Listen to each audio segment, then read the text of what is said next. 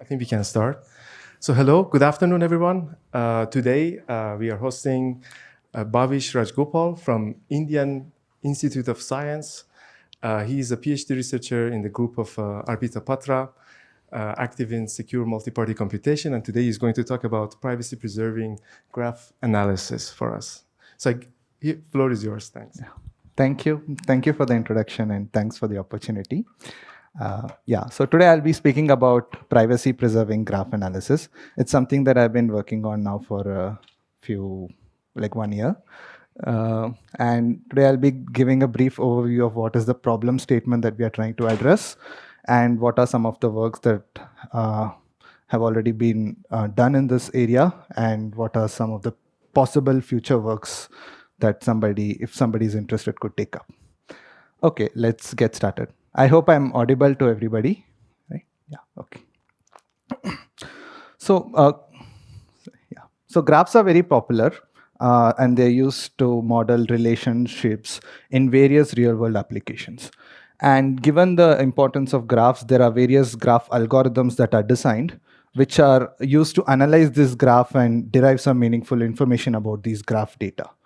But traditionally, all these graph algorithms are designed to operate on the clear text graph, where the algorithm knows the entire graph and clear.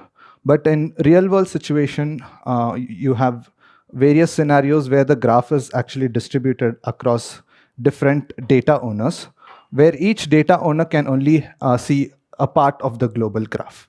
And in such scenarios, performing analysis on this global graph without sharing this partial view with others becomes challenging. So let us take an example where, so consider a transaction network where vertices are accounts, bank accounts, and edges are transactions. And you can see that this graph is going to be distributed across different banks, where each bank can only see the accounts registered with their bank and the transactions of those accounts. But these banks would like to collaboratively analyze this global transaction network for various applications like fraud detection or credit risk computation, etc. And they do not want to share their view of the graph with others because this data holds a lot of sensitive information and it is also of commercial interest to these banks. Right? So there are various privacy preserving techniques that can be used to address this particular issue. And in this talk, I'm going to primarily focus on the use of secure multi-party computation to address this particular issue. So for those of you who don't know, MPC is a cryptographic technique which allows a set of parties with some private input to compute a joint function of their input while ensuring correctness and privacy. So correctness ensures that parties get the correct function output, and privacy ensures that nothing more than the function output is revealed to anybody else. Right? And MPC is able to guarantee these properties even in the face of adversarial behavior by some participants in the protocol. So if you look at the current problem that we have, an MPC-based solution over here would mean that the banks over here would be the parties, and their private data would be their partial view of the graph. And the algorithm that they want to securely compute would be the underlying graph algorithm for, say, fraud detection or credit risk analysis, etc. So what is it that we want to achieve using MPC is the following. We want to ensure that the data associated with the nodes and edges of the graph to remain private during the computation. Along with it, we also want to ensure that the topology of the graph itself remains hidden, because that could also leak some sensitive information. Right? For example, in the case of transaction network, it could leak information like the average number of transactions happening in a bank, or the number of customers, average number of users in the registered in that bank, etc. So we need to hide this topological information as well, which brings in additional challenges. And second is that you want to ensure that design solution is very scalable and efficient, because graphs are, like the real world graphs are really huge. And in many of the applications, you need the results pretty quickly, right? And when you talk about scalability and efficiency, MPC introduces overheads in 3 parameters. the round complexity, which is the amount of number of sequential rounds of interaction the parties need to have during the protocol, and communication complexity, which is the amount of data that is exchanged during the run of the protocol, and computation, which is the amount of local computation that the parties are going to perform during the computation, during the run of the protocol. And we want to minimize these parameters. Now let's see what is already there in the literature. There are two different type of solutions that have been proposed for this, for graph computation, where the graph is distributed across multiple data owners.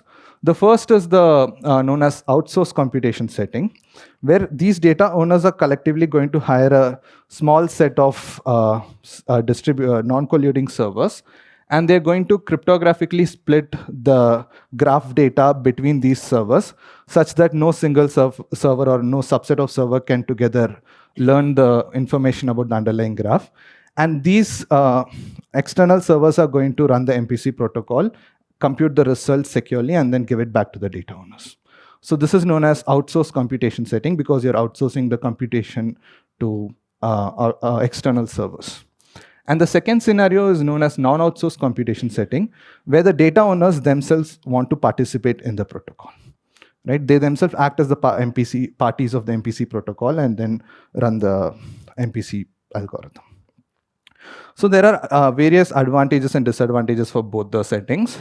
So for outsourced computation, you can only hire like a small set of servers to perform this computation. So you can really use some customized small party MPC protocols, which are known to be more efficient. And it would also, since the clients themselves are not actively involved in the computation, it supports lightweight clients, and it is also more efficient.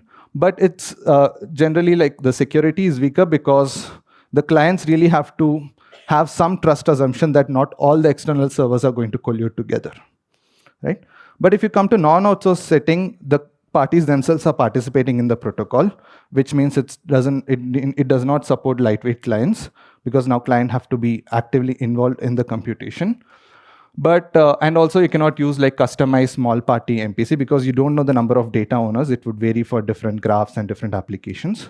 So you need to use generic MPC protocol that could support any number of parties, which are known to be less efficient. But what you get is like stronger security guarantee because you can guarantee the privacy of your data as long as you do not collude with others. Even if all the other parties are colluding, they would not learn your private data. So it gives you stronger privacy guarantee. Right. So for the first part of my talk, I will focus on the results in the outsourced computation setting, what works are there and what is our improvement over those works. And then in the later part, depending on how much time I have, I will also touch upon the non-outsourced computation setting. Okay, so if you look at the existing works, there are several old works where they represent the graph that you want to compute in the form of an adjacency matrix, and then use off-the-shelf MPC protocols to run the underlying graph algorithm securely on this adjacency matrix representation of the graph. But this is not very efficient because real-world graphs are known to be very sparse. And although adjacency matrix gives like a very nice data oblivious representation of the graph, working with an adjacency matrix is going to incur an overhead of order V square, which is an overkill for sparse graphs. So towards improving this, the work of Nayak et al. Proposed this nice framework called Graphiti, where they propose a list-based representation of the graph and also efficient data oblivious algorithms to compute on this list-based representation of the graph. So this improved the efficiency from order of V square to order of V plus E. But what they did is they used garble circuits to evaluate this MPC, like their algorithms securely. And their garble circuits are in general known to have high computation and communication costs. But so although they improved with respect to the prior solutions, this was still not very efficient. Towards improving this, the work of Araki et al., what they did is they relied on something known as secret sharing based MPC to instantiate the Graphiti framework, which really improved the communication and computation cost. But unlike garbled circuits, which have constant round complexity, secret sharing based MPC have round complexity that is dependent on the depth of the circuit that you're computing. And in this case, the depth was really high. So although it improved the communication and computation cost, it introduced a very high round complexity.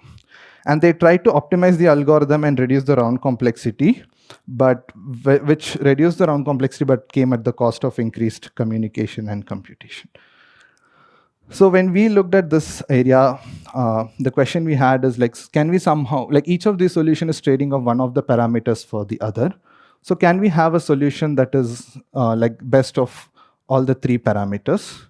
And in our work, we answer this question positively, wherein we design a solution which has like the best round communication and computation complexity in comparison to prior works. Right.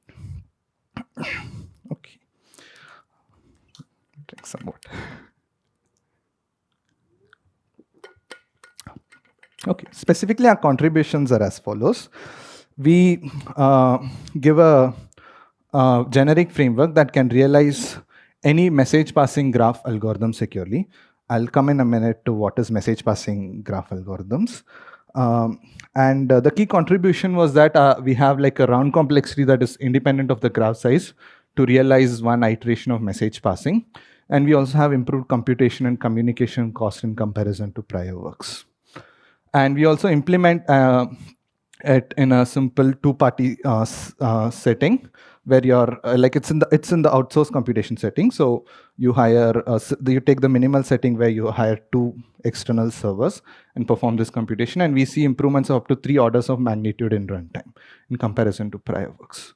And the primitive of secure shuffle, which allows the parties to permute a secret shared list using a random permutation that is not known to anyone. This primitive is extensively used in our solution. So we also design an improved secure shuffle protocol in this particular setting. By the way, if you have any questions, you can interrupt in between. I'm fine with it. Yeah. Okay, so next I will first motivate or discuss how Graphiti framework works and where their limitations arise from, and followed by discussing how we design an improved solution, right? So the work of Graphiti, they proposed a list-based representation for the graph, which is known as data-augmented graph list, or for short DAG list. And this list consists of an entry for every vertex and edge in the graph. And every entry is represented using a tuple of values, which contain the source information, destination information, is vertex, which tells whether the entry is a vertex or a edge, and the data associated with that entry. So a vertex itself is going to be encoded like this. The source and destination are going to be the same, and is vertex is going to be 1, and the data of the vertices is going to be here. And an edge itself is going to be encoded in this way, right? So given this, what Graphiti does is it facilitates secure evaluation of what is known as message passing algorithms. So what are message passing algorithms? These are algorithms that operate in multiple iteration, wherein each iteration, every node is going to scatter or send information through its outgoing edges. It is going to gather or receive and aggregate messages on this on its incoming edges, and use this aggregated message to update their state, right? So this is realized using the primitives of scatter, gather, and apply. Let us take a simple example. So consider that you want to identify all the nodes that are reachable within 1 hop distance from a source node. You can realize this using one iteration of message passing, wherein you set for the particular source node, you set the state as 1, and for all the other nodes, you set the state as 0. And you perform one iteration of message passing where every vertex is going to scatter its state through its outgoing edges, and then aggregate that state information through its incoming edges and update their current state. You can identify all the nodes that are reachable within 1 hop distance. Now, if you repeat it for k iterations, you can identify all the nodes that are reachable within k hop distance. So this is like a simple example of message passing. But a lot of your common graph algorithms like BFS, DFS, shortest path, PageRank, and even graph neural network computations, they can be represented in the form of this message passing algorithm. Okay, so having a secure solution to realize a message passing algorithm would give you a secure solution to realize like a lot of graph applications. Right. So now the problem boils down to, given the list representation, how would you securely and in a data oblivious manner realize this message passing? For this, the framework of Graphiti relies on reordering this list in different specific orders. Right? Specifically for scatter or sending information through the outgoing edges, they rely on source ordering. And for aggregating and gathering this information, they rely on what is known as destination ordering. So in source ordering, every vertex is immediately followed by its outgoing edges. And in the destination ordering, every vertex is preceded by their incoming edges. Okay? So they use the specific ordering of the list to securely realize scatter and gather. Let us see how that is possible. So for example, consider scatter, wherein you want to where in scatter, a vertex is going to propagate its state through its outgoing edges. So you want to take the information that is there in the vertex, propagate it to this edges, and then update the edges state information. Right. So given the source order, observe that this can be done by making one scan of this linear scan of this source ordered DAG list, wherein you pick the data if it is a vertex, followed by dropping them on the subsequent edges, right? But this, you can see that over here you're doing different operations for a vertex and an edge, right? You need to do this data obliviously, which means you need to do some dummy operations to mask really whether you're picking or dropping. And this can be done by some simple operation like this, right? So you're going to both pick and drop at every entry, but it's going to obliviously either pick or drop, right? Depending on whether you're really parsing a vertex or an edge, right? So this is done because you want to hide whether a scanned entry is going to be a vertex or an edge, right?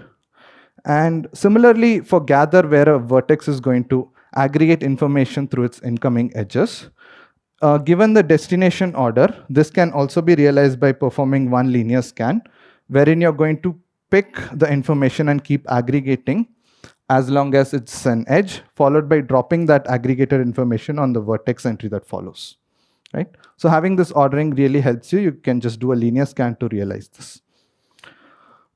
Finally, you have apply, where the vertex is going to update its current state based on the aggregated information. Unlike scatter or gather, apply doesn't require any linear scan or specific ordering, because this is some operation that is local to each of these entries. So you can update all of these entries in parallel without requiring a linear scan or any specific ordering. Right.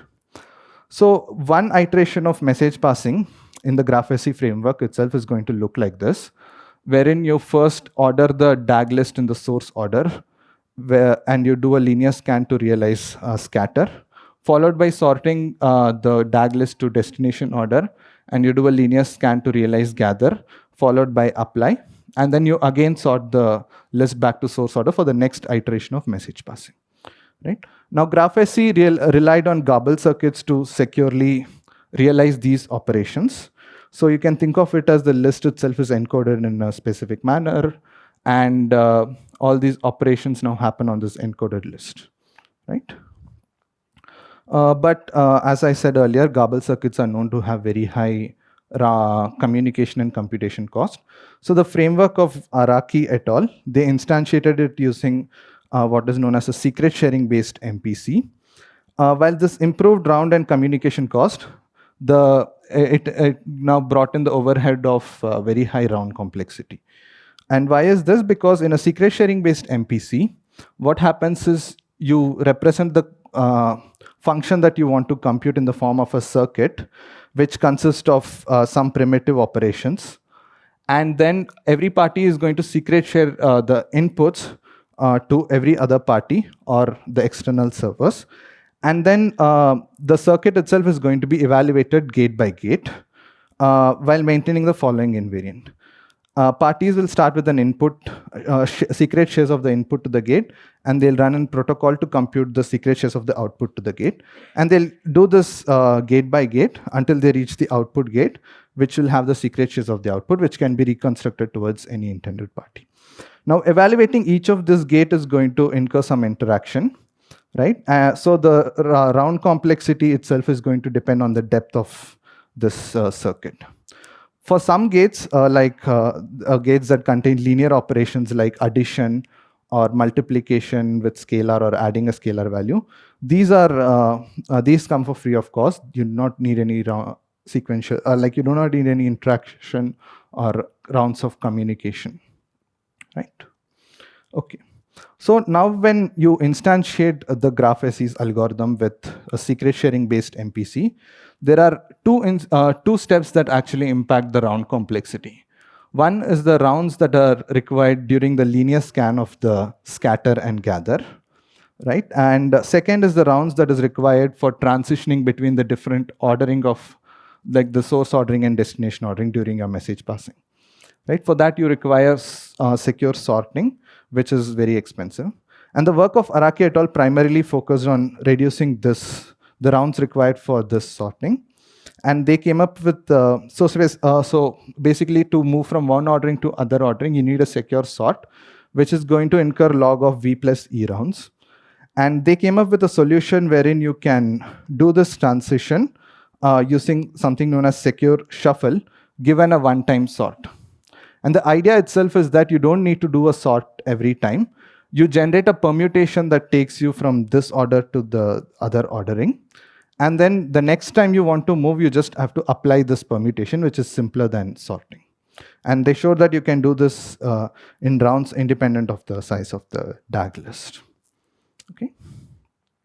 But when it comes to the rounds required for the linear scan of scatter and gather, this continued to be a bottleneck. They tried to come up with an optimized circuit to realize this by parallelizing few operations, which reduced the round complexity from order of V plus E to order of log V.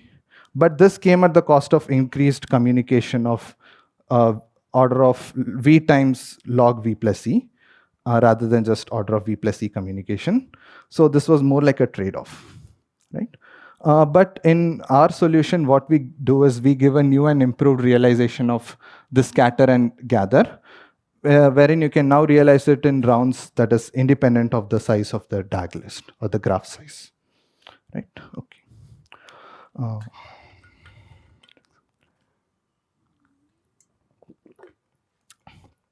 So the high-level idea is as follows.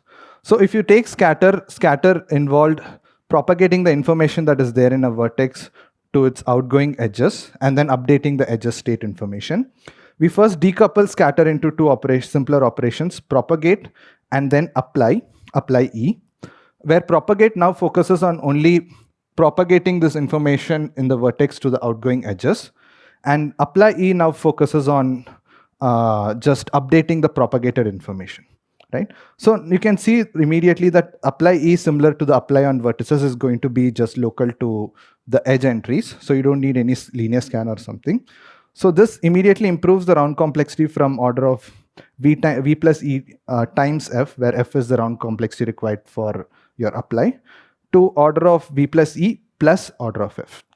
Right? But we go one step further and then improve propagate as well and give a new way to realize propagate in round complexity independent of the size of the graph. Okay. And the main idea over here is that unlike the scatter algorithm of GraphSC, which required performing different operations for a vertex and an edge, right? And to do this in an oblivious manner, you required multiplications which require interactions.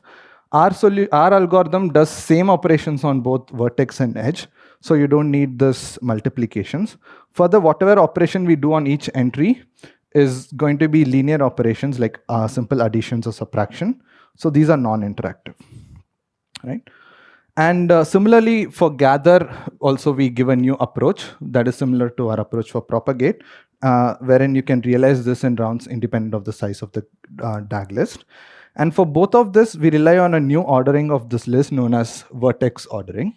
And this is what allows us to realize scatter and gather efficiently. So given the vertex order, so in vertex order, all the vertices are together followed by all the edges, right? So given the vertex order, our propagate looks like this. You do some non-interactive linear operations in the vertex order, followed by a transition to source order, and where you do again non-interactive linear operations. So the only cost incurred in our propagate is this transition from vertex order to source order, which if from the improvements by Araki et al.'s framework, you can realize this in rounds independent of the size of the tag list. Similarly, our gather involves doing some non-interactive operations on the destination order, followed by some non-interactive operation in the vertex order. So the only cost that is incurred is for this transition. Right. Okay, next I'll explain how what this new algorithm for propagate is. So recall that in propagate, what you want to do is you want to propagate the data that is there on the vertex to the outgoing edges, right?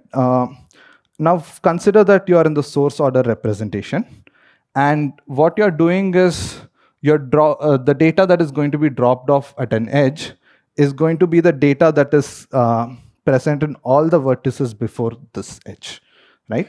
And this can be computed by just doing a cumulative sum, like doing a linear scan and you perform a cumulative sum, right? And this cumulative sum is again like a linear operation, just addition. So this can be realized non-interactively. But after this, you can see that you do not have the correct data propagated. Like for the first set of edges, you have the correct data. But for the other edges, you have the correct data plus some error term that is accumulated, right?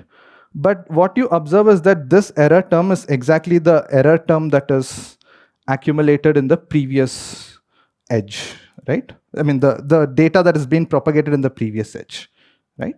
So the idea was that you correct the data that every vertex is going to propagate somehow, so that the linear scan is now going to correctly capture propagate, right?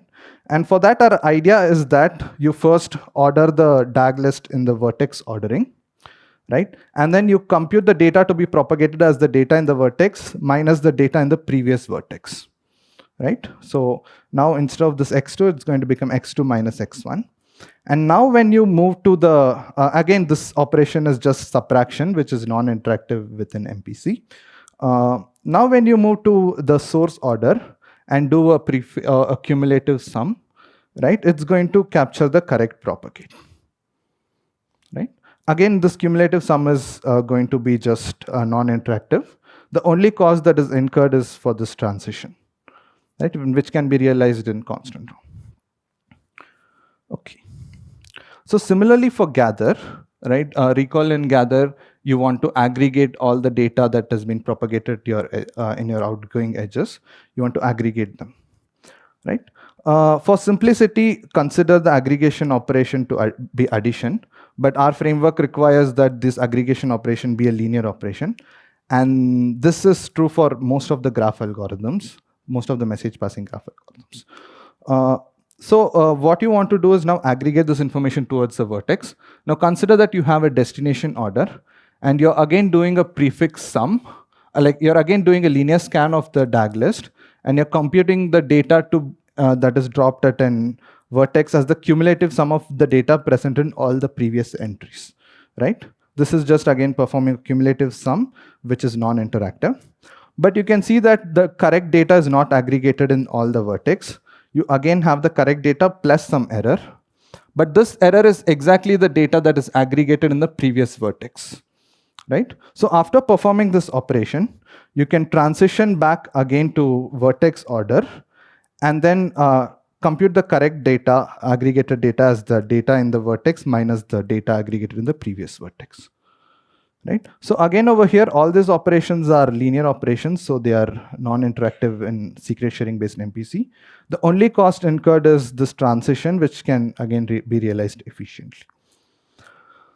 So in comparison to the Graphiti framework, one iteration of message passing in our framework would look like this. You realize propagate by doing some operations in the vertex order followed by a source order. And then you transition to destination order, wherein you realize gather by doing some operations in the destination order and then coming back again to vertex order, right? So the only cost that is the cost that is involved for both propagate and gather is going to be just a transition, which can be realized very efficiently. So just to give a perspective in comparison to other prior works, to realize one iteration of message passing, if you rely on adjacency matrix, it's like doing a matrix multiplication, which would incur order of 1 rounds and order of v² communication. In Graphiti framework, it would incur order of n, which is n is v plus e. So order of v plus e rounds and order of v plus e communication. And if you use the round optimized optimizations proposed by them, you can reduce the round complexity to log of v plus e, but it comes at an increased communication complexity. But in comparison, our work has like the best round and communication complexity. So we also implement and benchmark a framework in the 2PC semi-honest setting.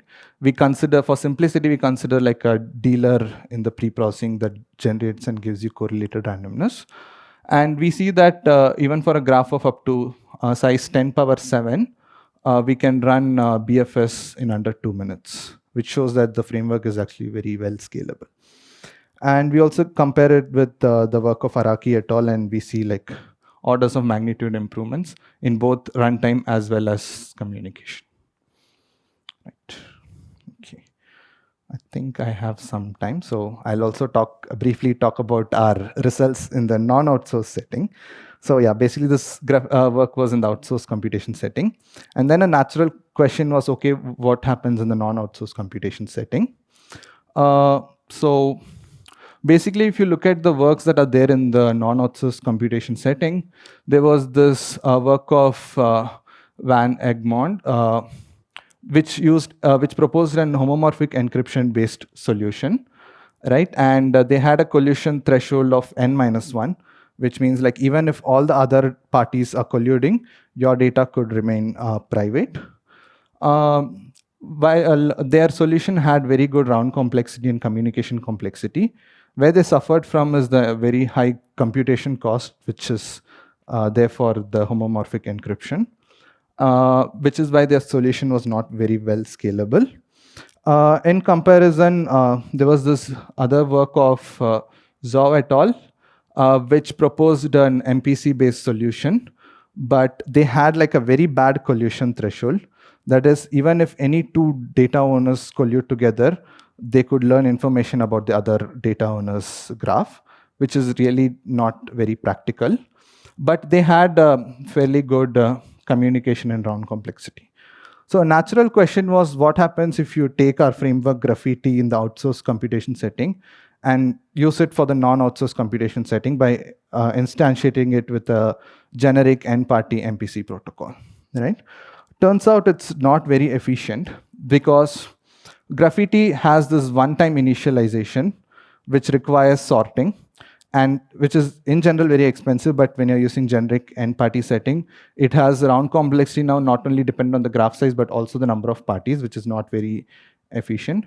And turns out even the message passing after this initialization is not very scalable, because the message passing is also, it would require this general purpose shuffle protocol for realizing this transition between different orderings.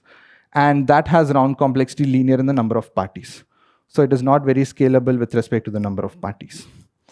So we wanted to see, okay, can we improve this somehow for this setting? And we answered this question positively in our follow-up work, wherein we design a framework emGraph, which is designed for this non-outsourced computation setting. And it has like the best round communication and computation complexity. The key contribution was that it has a very lightweight initialization phase, which gets rid of the sorting that is there in Graphiti. And it also has like a round complexity that is independent of the number of parties, which is not true for Graphiti, right?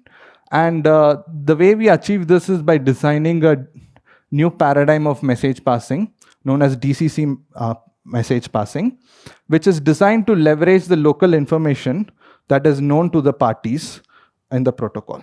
So over here, in the non-outsourced computation setting, since the data owners themselves are participating in the protocol, there is some part of the data that they know in clear, and we leverage that to design a different way of realizing this message passing computation, which is what allows us to get this improvements. right? And over here, we are able to run 10 iterations of message passing computation under 1 minute on a graph of size 10 power 6 that is actually distributed between 25 parties. So it shows that it's really well scalable with respect to even number of parties, right? Okay.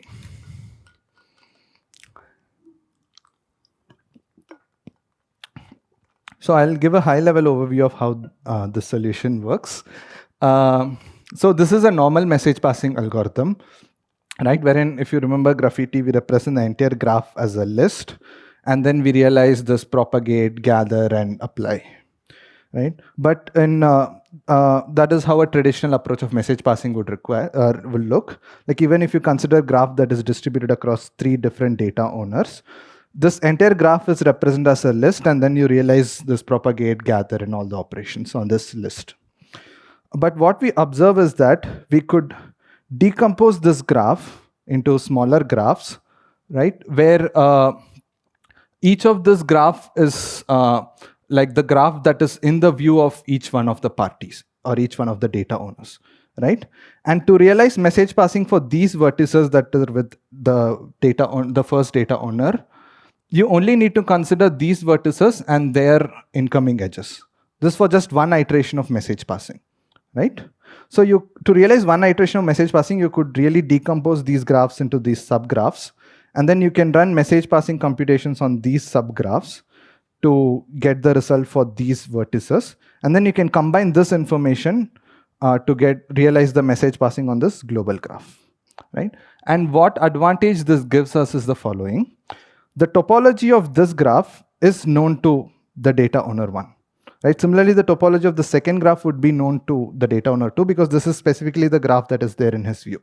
And we can utilize this information to get rid of the expensive initialization and the expensive message passing computation. Right? So that is the high level idea. In the interest of time, I'm not going into the details. But yeah, this is what allows us to get improvements over Graphiti. So specifically, the initialization in Graphiti requires has round complexity dependent on both number of parties and the graph size, whereas it is independent of both those parameters for us.